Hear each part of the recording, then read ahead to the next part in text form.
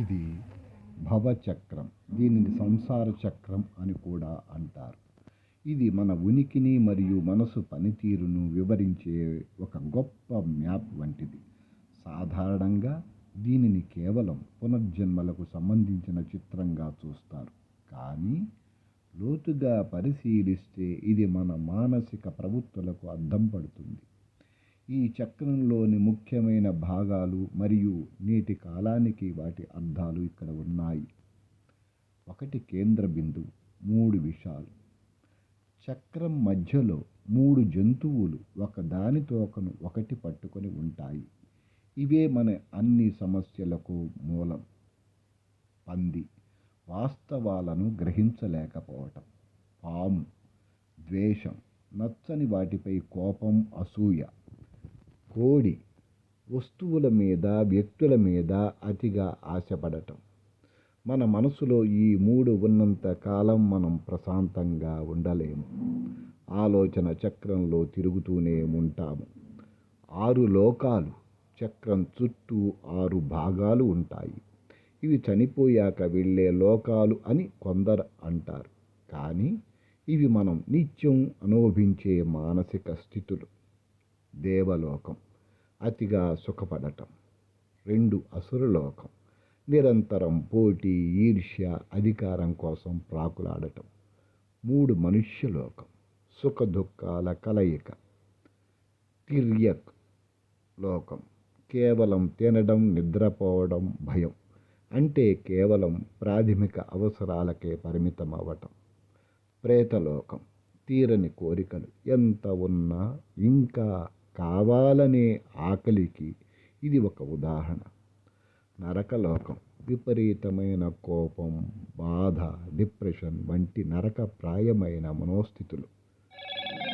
3 ద్వాదశ నిదానాలు. చక్రం అంచున 12 చిత్రాలు ఉంటాయి. ఇవి ఒక మనిషి బాధలోకి ఎలా వెళ్తాడో వివరిస్తాయి. ఇది అవిద్యతో మొదలై జరా మరణంతో ముగుస్తుంది. మనం ఒక విషయాన్ని చూసినప్పుడు దాని మీద ఒక భావన కలుగుతుంది. ఆ భావన కోరికగా మారుతుంది. ఆ కోరిక బంధనంగా మారుతుంది. ఇదే మనల్ని కర్మ చక్ర బంధంలో బంధిస్తుంది. కాలచక్రం, ఈ చక్రాన్ని ఒక భయంకరమైన రూపం పట్టుకొని ఉంటుంది. దీని అర్థం ఏంటంటే ఏదీ శాశ్వతం కాదు, ప్రతిదీ కాలగర్భంలో కలిసిపోవాల్సిందే. మనం ఈ చక్రం నుండి బయటపడటం ఎలా? చక్రం పక్కన బుద్ధుడు నిలబడి ఆకాశం వైపు చూపిస్తూ ఉంటాడు. అది నిబ్బానకు సందేశం. అవగాహన, మనం ఏ మానసిక స్థితిలో ఉన్నామో గమనించటం. నిగ్రహం, మధ్యలో ఉన్న ఆ 3 విషాల ప్రభావాన్ని తగ్గించుకోవడం. ప్రస్తుతం, గతాన్ని, భవిష్యత్తును కాకుండా ప్రస్తుత క్షణాన్ని స్పృహతో గమనించటం. భవచక్రం, చాలామంది భావచక్రం అంటే కేవలం చనిపోయిన తర్వాత పుట్టే 6 లోకాలు అని అనుకుంటారు. కానీ దీని అసలైన అర్థం మనసు యొక్క స్థితి. నేటి అర్థం మనం ప్రతిరోజు అనుభవించే మానసిక అవస్థలే ఈ చక్రం.